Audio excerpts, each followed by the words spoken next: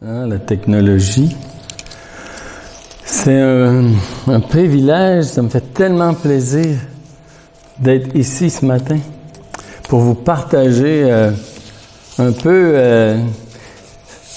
le fruit de ce que la pandémie a eu sur moi. Lors de la pandémie, j'étais aussi en maladie et j'étais en distanciation sociale. Donc, je me suis rapproché de celui dont le seul on pouvait se rapprocher. Il n'y avait pas de 2 mètres entre nous et lui, le Seigneur Jésus et sa parole. Ce matin, mon message s'appelle « Nous sommes dans l'attente, en attendant ». Il va y avoir 2 introductions. D'habitude, il y a 2 conclusions. Moi, je voudrais vous faire 2 introductions. Justement, c'est de le mettre autrement. Le son est aussi bon? Bon. Excusez-moi. J'ai une paraphrase d'un verset. J'ai écrit ça cette semaine. Ça, c'est du noir, mais c'est écrit sur le blanc, normalement. Ah, mais là, c'est le blanc écrit sur du noir. OK. Donc, voici, la foi vient des mots que l'on entend. Et les mots que l'on entend, ce sont des mots qui sortent de la bouche du Seigneur Jésus. Vous avez sûrement compris que ce que je parle, c'est Romains 10, 17. Or, la foi vient de ce qu'on entend, et ce qu'on entend vient de la parole de Christ. Donc, j'ai 4 mots ce matin. J'ai des signets, c'est pas vraiment des signets, mais ils sont là si vous voulez en prendre, avec 4 mots qui, aujourd'hui, vont être vraiment le sujet de ma méditation et je voudrais que vous soyez édifiés dans tout ça. On va lire le fameux verset, le Romain. « Ainsi, la foi vient de ce qu'on entend, et ce qu'on entend vient de la parole de Christ. » Et on va tout de suite passer à l'autre, 2 Corinthiens 4, 16. « C'est pourquoi nous ne perdons pas courage, lors même que notre homme extérieur se détruit et que notre homme intérieur se renouvelle de jour en jour. » Voilà ce que je veux ce matin, c'est nous encourager et me concentrer sur comment notre homme intérieur peut être renouvelé. Et la seule manière, je crois que on peut être renouvelé, c'est par la parole de Dieu. C'est la parole de Dieu. Car l'homme extérieur ne peut pas recevoir les choses de Dieu. Donc, l'homme intérieur, lui, il se nourrit de cette parole-là. Et je vous encourage, empiffrez-vous de la parole de Dieu. Mangez-en. Ah, Réal, il fait ça, lui. Moi, j'ai pas besoin. Tiens, c'est en masse. Oh! Technologie, pas peur. Vous le voyez pas, mais moi, je le vois. Donc, ce matin, le but de mon message, c'est vraiment de trouver une parole qui va être encourageante pour l'homme intérieur. Mettre ça là. Voici. 2 Pierre, chapitre 3, verset 9, nous dit « Le Seigneur ne tarde pas dans l'accomplissement de la promesse, comme quelques-uns le croient. » Donc, l'accomplissement de la promesse, nous sommes présentement dans l'attente et dans cette attente-là, nous savons que Dieu ne tarde pas. Alors, si Dieu ne tarde pas, qu'est-ce qu'il fait pendant ce temps? Pendant que nous attendons. Et donc, dans cette attente, Dieu nous équipe pour que notre espérance soit basée sur sa parole. Seulement, la vérité, ta parole est la vérité. Donc, Dieu a une provision pour nous et elle nous vient de sa parole et de l'Esprit Saint. L'Esprit Saint, c'est drôle, c'est dur à, je vais dire le mot, saisir. Mais qu'est-ce que c'est l'Esprit Saint? Eh bien, l'Esprit Saint, moi j'en suis rendu là, dans ma compréhension, c'est ce qui fait que je peux rentrer en relation avec Dieu. Et une relation authentique. Que je ressente ou que je ressente rien, c'est la vérité de sa parole qui nous dit que c'est lui qui est en nous, en train de nous enseigner tout ce que le Seigneur a déjà dit. Donc, nous sommes dans l'attente de l'accomplissement de la promesse de Dieu.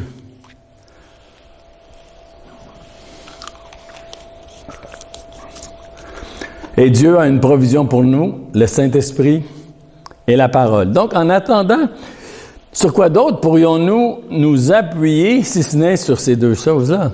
Sur sa parole et sur l'Esprit Saint qui habite en nous, notre homme intérieur. Dieu a choisi ces deux moyens-là pour nourrir notre homme intérieur. Je vais vous poser une question. Quels sont les deux moyens pour que mon homme extérieur puisse passer au travers de tout ce qu'il a passé? Quels sont les... Moi, j'en ai trouvé deux, là, mais quelles sont les deux choses qu'un corps, que nous devons faire chaque jour si on veut se rendre au lendemain? Il y en a deux. Boire de l'eau. Hein? Respirer. Juste un moment. Vu que... Non, mais vous le savez peut-être pas, là. Vu que je suis sourd comme un pote, je vais vous le dire avant que vous me le dites. Fait que je vous poserai plus de questions. Non, mais dormir et bien se nourrir. C'est ça les deux choses qui vont faire que demain, je vais pouvoir me lever. Ce sont les deux choses qui nourrissent notre homme extérieur. Mais notre homme intérieur, lui, c'est la parole de Dieu et l'Esprit qui nous vivifie. Donc, nous sommes maintenant dans l'attente de l'accomplissement des promesses. Maintenant, j'ai oublié de mettre ça. On va le mettre. Je ne veux pas vous casser les pieds pendant 2 heures. Je reviens à ma question. Donc, c'est l'homme intérieur qui attend l'accomplissement de la promesse. Parce que, c'est drôle, il y a des textes qui nous disent, comme 1 Corinthiens 15, verset 50, il nous dit que la chair et le sang ne peuvent pas hériter du royaume de Dieu. Non.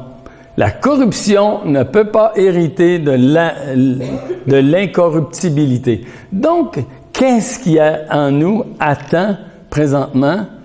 L'accomplissement des promesses, c'est vraiment l'homme intérieur. Et il faut, à chaque jour, à chaque instant même, voir à ce que notre homme intérieur soit en pleine santé, nourri et fortifié afin de croître de jour en jour. Donc, l'homme spirituel, ce n'est pas le premier, c'est ce qui est naturel et ensuite vient le spirituel. Donc, présentement, nous sommes dans un corps de mort, nous sommes dans un corps qui a subi des opérations, toutes sortes d'opérations pour le remettre, comme on dit, update.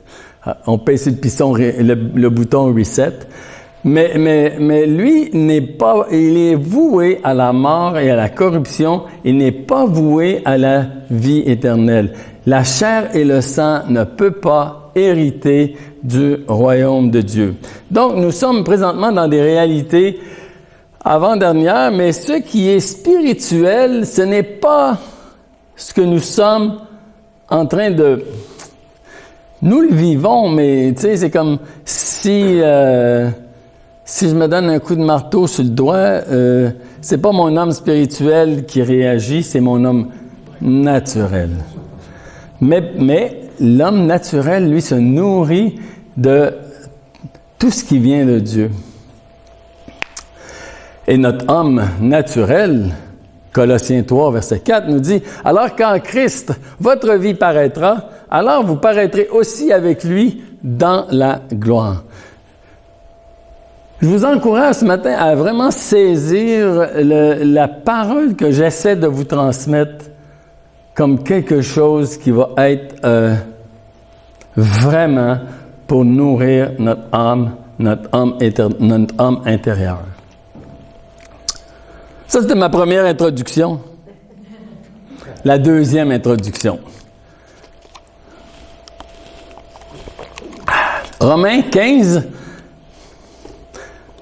versets 4 et 5. Lorsque Réal m'a demandé de présenter ça, j'avais déjà ce texte-là. Mais je dis, Réal, t'es déjà dans Romains. Je veux pas te couper l'herbe sous le pied. Il m'a dit, fais-toi-en pas, je dois sûrement avoir autre chose à dire que toi, ce que tu vas dire. Donc, voici.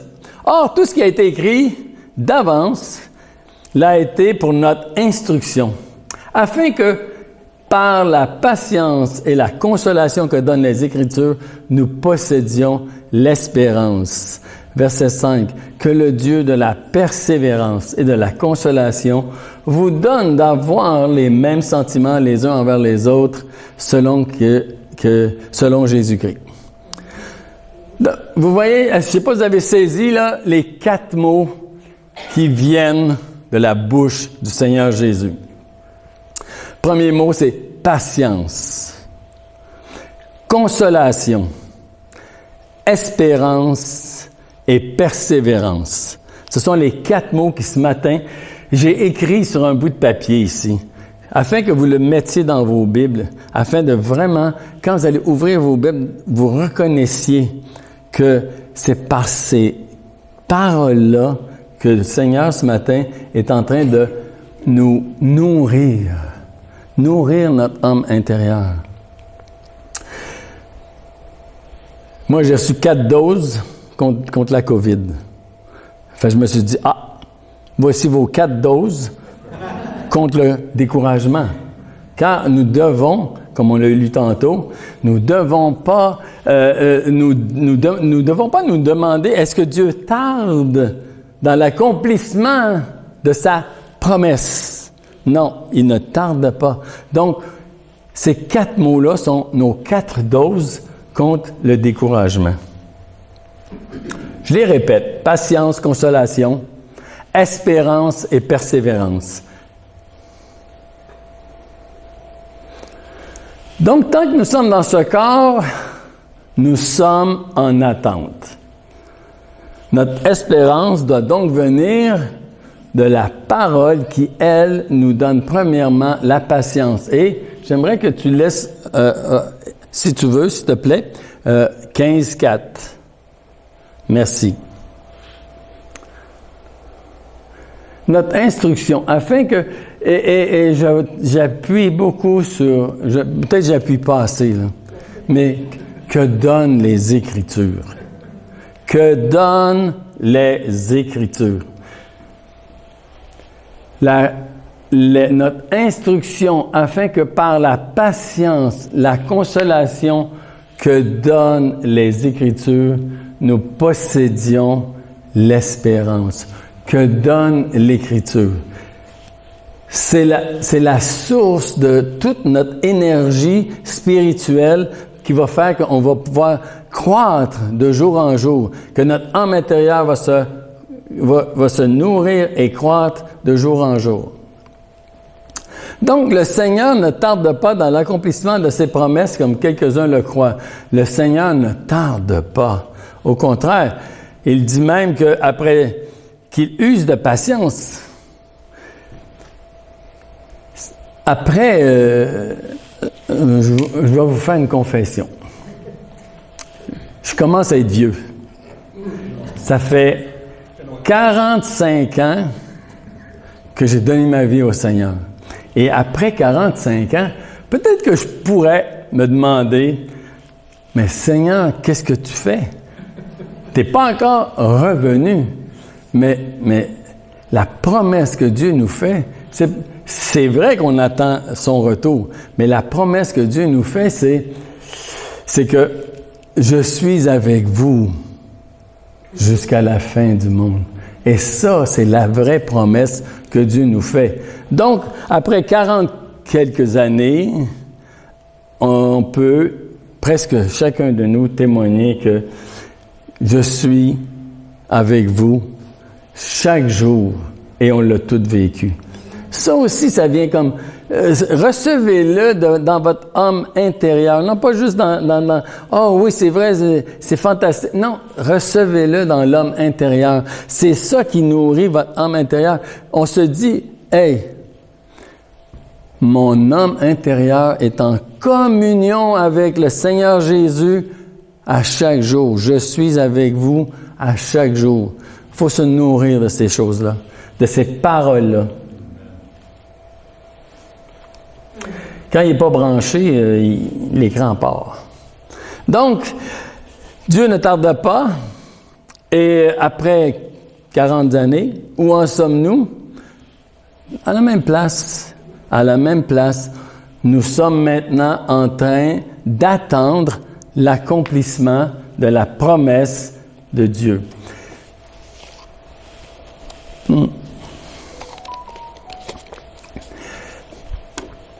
La promesse de Dieu, c'est la parole de Dieu. Dieu a promis par des mots et il ne tarde pas dans l'accomplissement de sa promesse.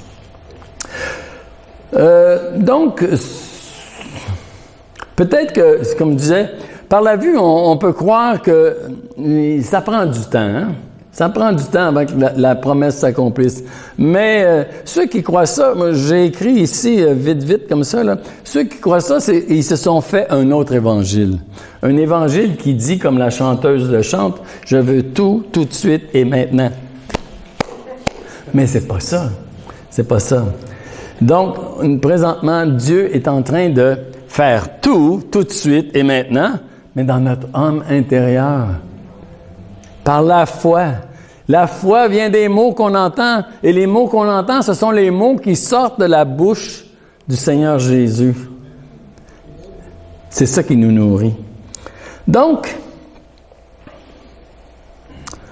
présentement, une parole pour nous encourager. Nous vous en prions aussi, frères. Avertissez ceux qui vivent dans le désordre, ceux qui pourraient croire et dire que le Seigneur tarde. Avertissez-les.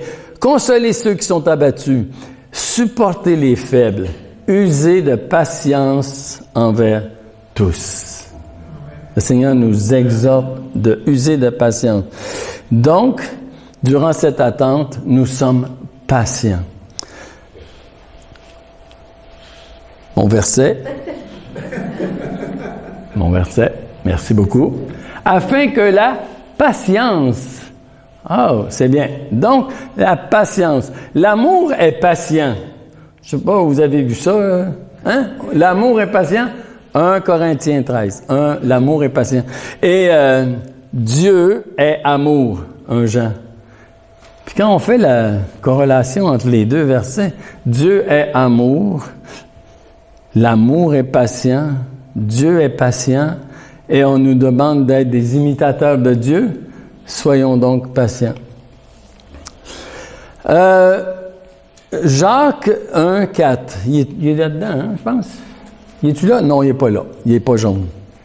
Jacques, mais il faut que la patience accomplisse parfaitement son œuvre afin que vous soyez parfaits et accomplis sans faillir en rien.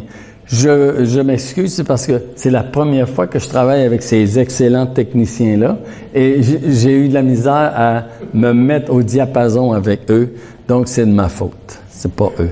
Vous autres êtes... Merci beaucoup. L'œuvre de la patience, maintenant, qu'est-ce que c'est il faut que la patience accomplisse parfaitement son œuvre. Et l'œuvre de la patience, elle produit la maturité. Parfait et accompli sans faillir en rien. Ça, c'est la maturité. On a vu dans les prédications précédentes que le mot « parfait » signifie exactement comme un fruit mûr. Ben, il est rendu à l'état où ce pourquoi il a été créé. Et lorsque nous, nous sommes parfaits, c'est que nous sommes parfaits dans ce pourquoi on a été créés. Est-ce que vous savez pourquoi on a été créés? Je ne vous pose pas de questions, j'entends rien. Mais on a été créés pour la gloire de Dieu. Donc, il faut refléter cette gloire-là. Il faut refléter. On a été créés pour ça. Donc, le jour où on est capable de refléter Christ, on a atteint ce pourquoi on a été créé. Donc, la maturité, ça ressemble un peu à ça aussi. Donc, dans la patience, nous marchons dans la volonté de Dieu et l'œuvre de la patience, c'est la maturité et la persévérance. Et ça, c'est une grande vérité qu'il faut s'approprier. L'œuvre de la patience, c'est la maturité et la persévérance. Consolation. Oh, tu l'avais le bon verset. Persévérance. Consolation que donnent les Écritures.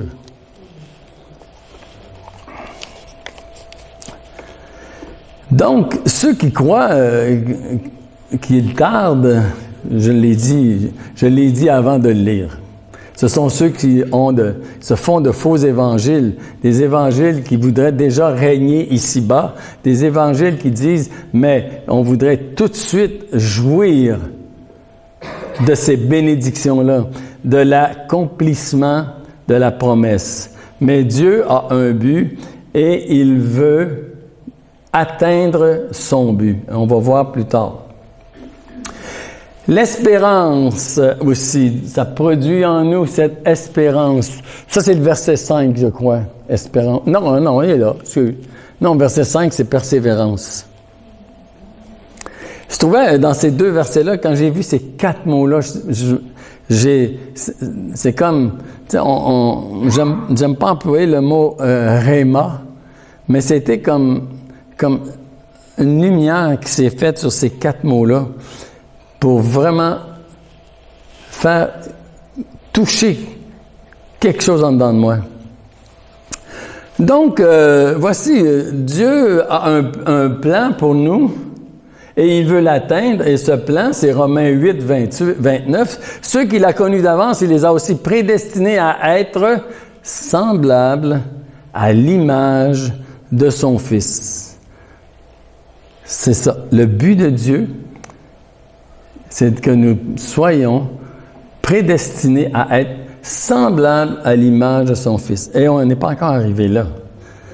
Mais on marche dans le bon chemin. Et quand je regarde l'Église, ça m'encourage parce que quelqu'un disait,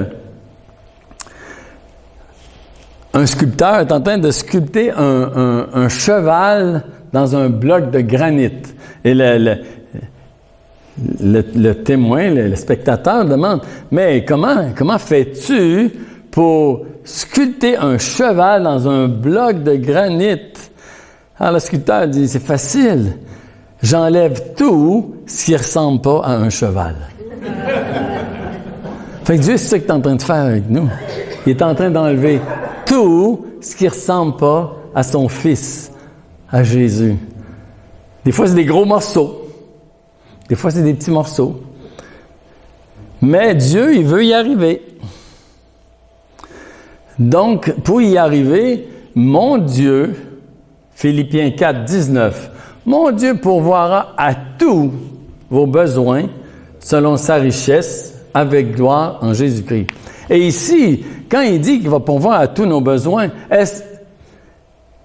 il parle de nos besoins. Mais notre premier besoin, c'est de ressembler à Jésus. C'est ça notre premier besoin. On a été créés pour glorifier Dieu et manifester la gloire de Dieu. Donc, il pourvoira à tout ce qu'on a besoin pour y arriver. 2 Pierre 1,3 nous dit aussi, comme sa divine puissance nous a donné tout ce qui contribue à la vie, à la piété, au moyen de la connaissance de celui qui nous a appelés par sa propre gloire et par sa vertu. Donc, tout ce que nous avons besoin, il le pourvoit. Il le pourvoit. Mon Dieu pourvoira à tous vos besoins. Donc, tout ce dont nous avons besoin, c'est lui qui le pourvoit. En attendant, croyons donc que Dieu ne tarde pas dans l'accomplissement de sa promesse. Dieu pourvoit. Peut-être qu'il ne pourvoit pas à la vitesse dont vous voudriez, mais il pourvoit. Peut-être qu'il ne pourvoit pas à ce que vous pensez que vous avez besoin, mais il pourvoit. Parce qu'il est dit ici, pourvoira à tous vos besoins. Tous vos besoins. Conformément à sa richesse. Sa richesse. L'expression, il n'est pas cassé comme un clou, lui. Il est riche. Il est riche en bonté et il pourvoit à tous nos besoins parce qu'il veut atteindre son but. Donc, présentement, nous croyons que Dieu ne tarde pas dans l'accomplissement de ses promesses parce que ce qui est spirituel n'est pas le premier. C'est pas le premier. Dieu est en train de s'occuper de l'homme intérieur, mais c'est pas lui qui est en train de se manifester à nos yeux. Donc, il use de patience envers chacun de nous. Or, tout ce qui a été écrit, je répète, a écrit d'avance et l'a été pour notre instruction, afin que, par la patience et par la consolation que donnent les Écritures, nous possédions l'espérance. L'espérance. Notre instruction pour le connaître, nous le connaissons. On a vu que c'est lui qui nous a connus d'abord, mais il s'est fait connaître à nous. Il nous a connus, ceux qu'il a connus d'avance. Après ça, il s'en est occupé. Il les a glorifiés, il les a appelés et il s'est fait connaître. Donc, nous le connaissons maintenant. Pour le connaître, nous le connaissons parce que c'est lui qui nous a connus le premier. La patience et la consolation que donnent les Écritures. Les Écritures. Donc, juste pour... OK. Donc, ces 4 mots-là, je vais les prendre ici.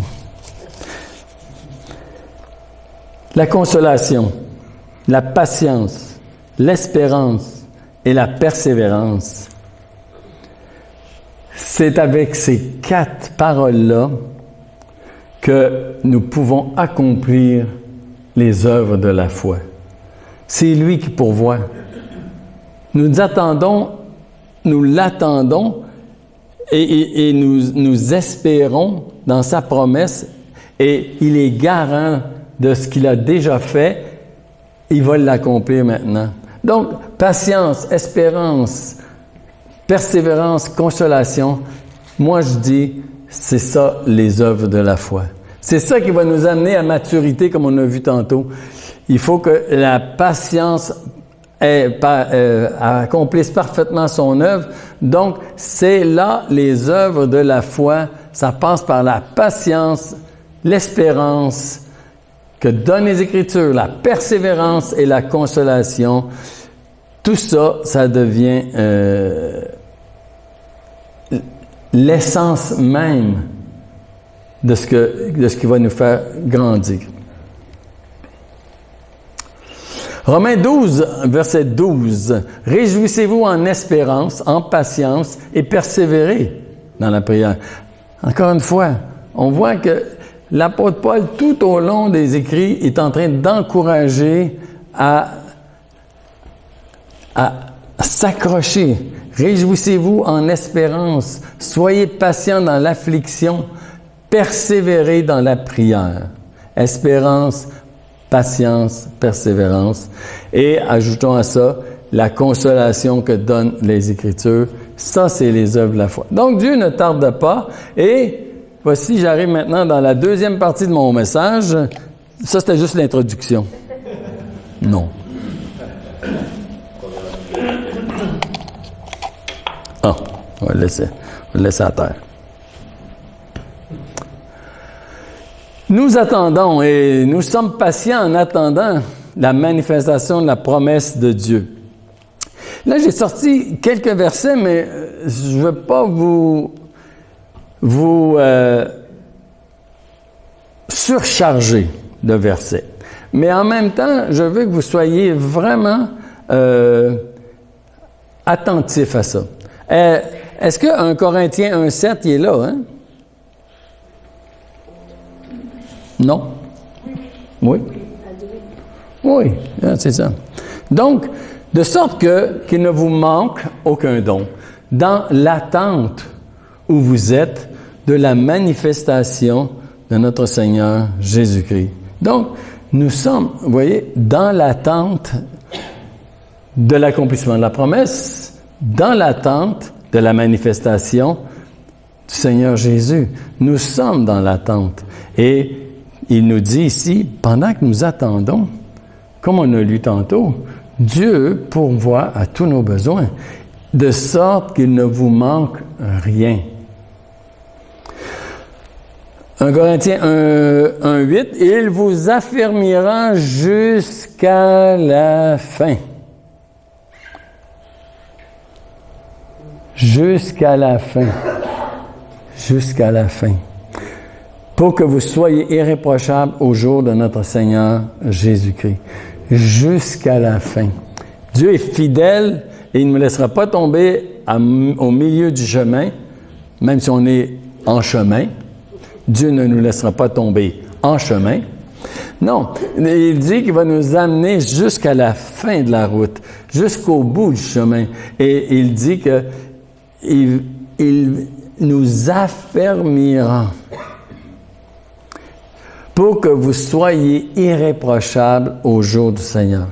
Il ne tarde pas, nous l'attendons dans l'espérance, la patience, la persévérance et la consolation. Et quand Christ paraîtra, alors nous aussi, nous paraîtrons tel qu'il est et tel que nous sommes, et ceci jusqu'à la fin. Quand Christ, Colossiens 3, verset 4, quand Christ, notre vie, votre vie, paraîtra, alors vous paraîtrez aussi avec lui dans la gloire. On a été créés pour manifester la gloire de Dieu. Et l'accomplissement, c'est quand Christ va paraître. Nous l'attendons encore une fois. Lui, il va quitter sa position présente et il va venir nous accueillir pour l'éternité à ses côtés en tant qu'épouse. Nous l'attendons et un jour, il va se lever, il va quitter encore une fois sa position pour venir nous accueillir dans l'éternité en tant qu'épouse. Vous lirez quelques versets dans la fin de l'Apocalypse, versets, je ne sais pas par cœur, là, mais il parle de l'épouse qui est manifestée tellement belle, tellement glorieuse. C'est nous, c'est l'Église. Et jusqu'à la fin, ce sera l'accomplissement, encore une fois, de sa promesse. C'est ce que nous attendons patiemment, la manifestation. Nous attendons patiemment la cité céleste aussi. Selon sa promesse, nous attendons de nouveaux cieux et une nouvelle terre. 2 Pierre, chapitre 3, verset 13, où la justice habitera. Notre cité céleste, la nouvelle Jérusalem, pour l'éternité, nous serons dans la cité de Dieu. Et nous sommes présentement patients. Jacques 5, verset 7, j'ai beaucoup de versets, mais c'est juste pour vous citer ça. Soyez donc patients, encore une fois, frères, jusqu'à l'avènement du Seigneur. Jusqu'à l'avènement du Seigneur. Quand Christ, votre vie paraîtra, alors vous paraîtrez aussi avec lui dans toute sa gloire.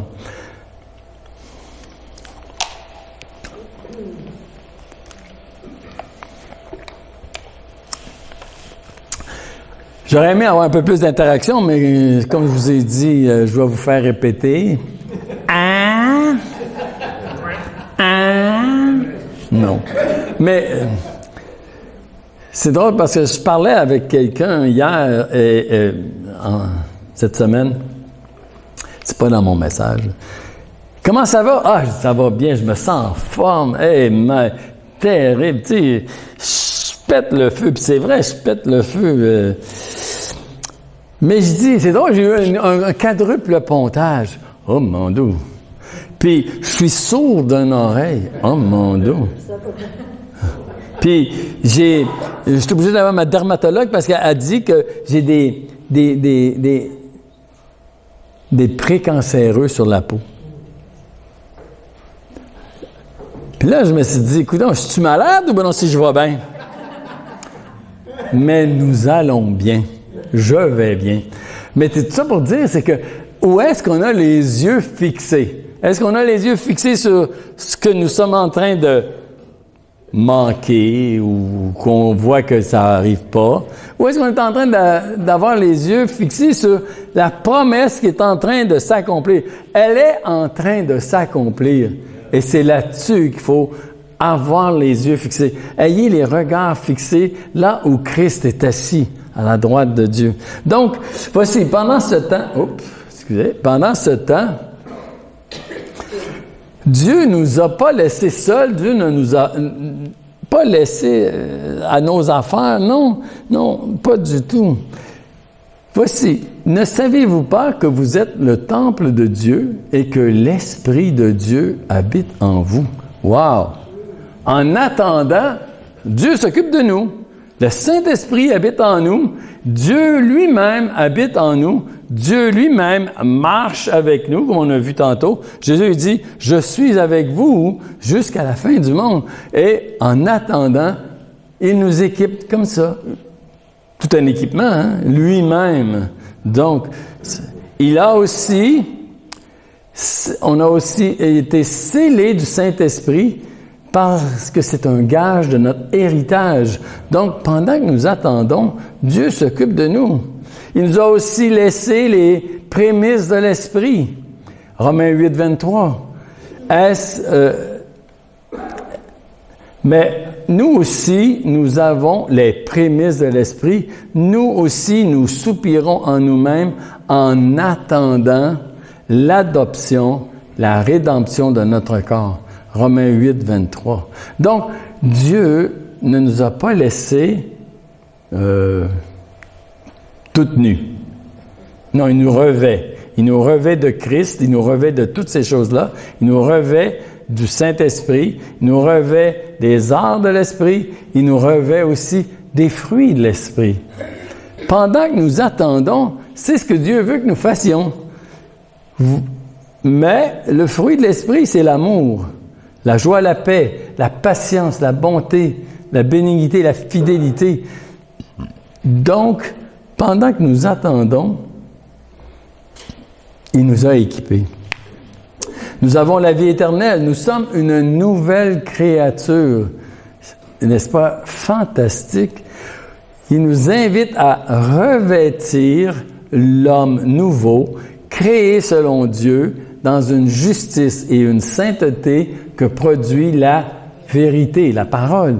Éphésiens 4, 24. Donc, nous sommes, en attendant, pas juste un corps de mort. Non, nous sommes un homme nouveau, créé selon Dieu. Nourrissez-vous de ça, là, cette parole-là. Là. Vous êtes une personne, une nouvelle créature, créée selon Dieu. Même si, un matin, ça filait pas. Même si, un matin, vous êtes une nouvelle créature, créée selon Dieu. Comme sa divine puissance nous a donné tout ce qui contribue à la vie et à la piété, je l'ai lu tantôt, au moyen de la connaissance de celui qui nous a appelés par sa propre gloire et par sa vertu. Donc, nous avons tout ce qu'il nous faut et Dieu pourvoit. Voici le dernier volet de mon message. Mais pendant ce temps, qu'est-ce que je fais? Qu'est-ce que je fais?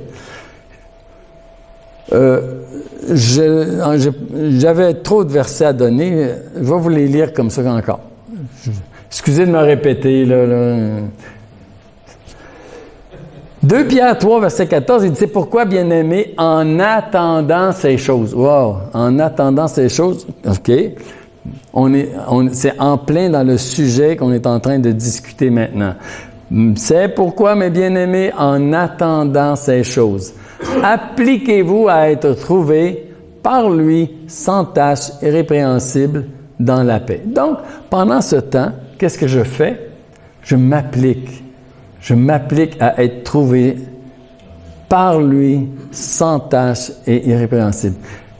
Mais il m'a équipé pour le faire. Vous savez? Il m'a tout donné, ce qui contribue pour que je puisse appliquer à être trouvé sans tache et irrépréhensible devant lui. Jude 1, 21 dit « Maintenez-vous dans l'amour en attendant la miséricorde de notre Seigneur Jésus-Christ pour la vie éternelle. » Donc, maintenons-nous dans l'amour. Pendant que nous sommes dans cette attente, on n'est pas oisif. Non, on est occupé. Dieu nous a pourvu à tout ce qu'on a besoin pour être en train de manifester la gloire de Dieu. Ce que je vous commande, Jean 15, 17, c'est de vous aimer les uns les autres. Donc, en attendant, nous ne sommes pas oisifs. Pour nous, nous avons cette espérance qui produit la patience, qui nous invite à la persévérance, et tout cela produit la consolation qui vient de la parole de Dieu, et il nous instruit à marcher dans toutes ces choses-là. Ça va être plus court que je pensais, mais c'est bon.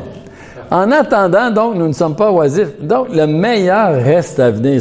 C'est là-dessus qu'il faut aussi voir. Le meilleur reste à venir. Vous savez, quel est le plus beau jour de votre vie? Je vais répondre à votre place. Le jour de votre conversion. C'est le jour de votre conversion. Ça peut être le jour de votre mariage, mais c'est le jour de votre conversion. Mais le meilleur reste à venir quand même. Même si le jour où on s'est converti, j'aime ça voir les gens rire. C'est bon. Non, on est ici pour se réjouir dans le Seigneur, se réjouir autour de la parole. Je vous dirais, rions en cœur. Merci. Non, mais le meilleur reste à venir. Le jour où on s'est converti, écoute, moi, le jour où je me suis converti, là,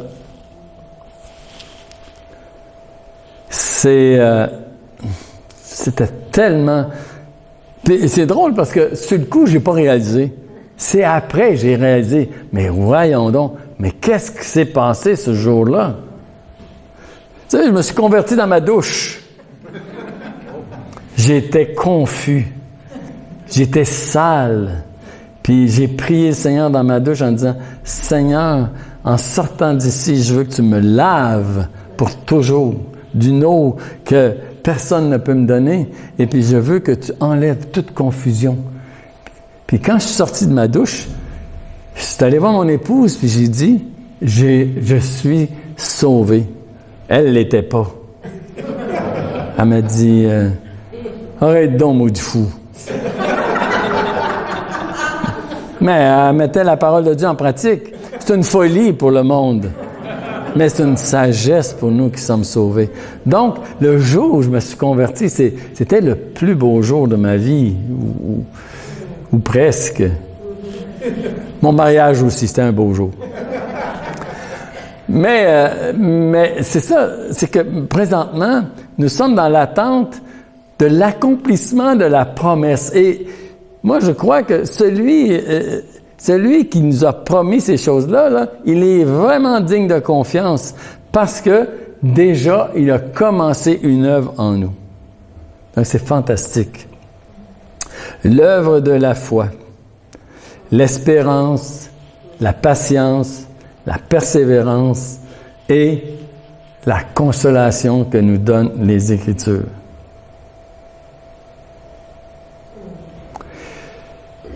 C'est à peu près ce que je voulais vous partager ce matin. J'espère juste qu'on peut C'est la deuxième fois que je donne ce message-là. La première fois, je l'avais manqué complètement. J'espère qu'aujourd'hui, j'ai bien réussi. Mais je réalisais que il y a des paroles dans la Bible qui nourrissent l'homme intérieur. Des paroles. Tu sais, l'autre fois, je disais, en fin de compte, c'est comme notre pharmacie. On rouvre ça, puis il y a des pilules qui sont bonnes à prendre, puis il y a des pilules qui sont moins bonnes à prendre.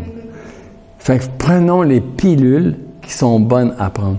Et la parole de Dieu, il faut se nourrir de paroles. J'aime pas dire le mot, je le dis encore, je m'excuse, Rhéma.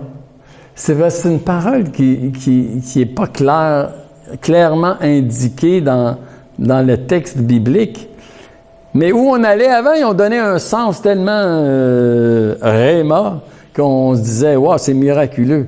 Mais c'est pas miraculeux. C'est une parole qui rentre profondément. Vous savez, dans le texte où Marie reçoit la visite de l'ange, c'est dit que « et elle gardait ces choses en elle, à l'intérieur d'elle ». Et « ces choses », c'est le mot « rhéma ». Donc, c'est une parole qui pénètre profondément en nous.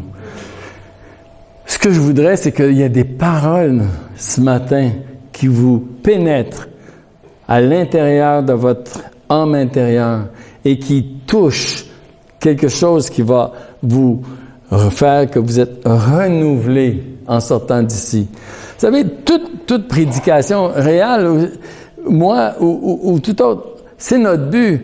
Le but, c'est de nourrir l'homme intérieur. L'intellect, c'est bien, il faut le nourrir, mais il faut que aussi cet intellect-là soit plugué avec notre homme intérieur.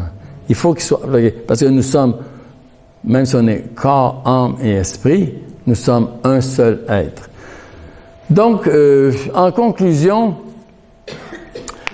ce que je pourrais dire, c'est il y a un verset dans l'Ancien Testament qui m'a toujours intrigué, puis en même temps encouragé, parce que je me disais, c'est un verset, c'est David qui dit ça. C'est dans 1 Chronique 29, 14. Prenez-le en note.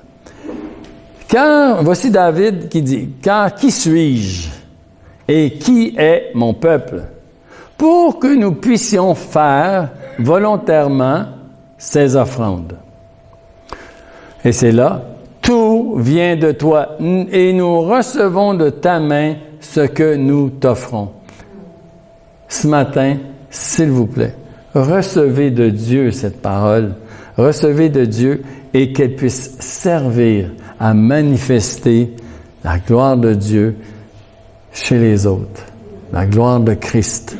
Christ ressuscité dans toute sa gloire. Et quand Christ paraîtra, nous paraîtrons nous aussi dans la gloire. Amen? Amen. Merci Seigneur pour ta parole. Merci Seigneur pour tout ce que tu fais dans nos vies. Et encore une fois, cette parole, on veut qu'elle touche la cible. Ta gloire, Seigneur. Manifester ta gloire. Et Seigneur, en ton nom précieux, encore une fois, merci pour ta parole et pour l'Esprit qui nous vivifie. Amen.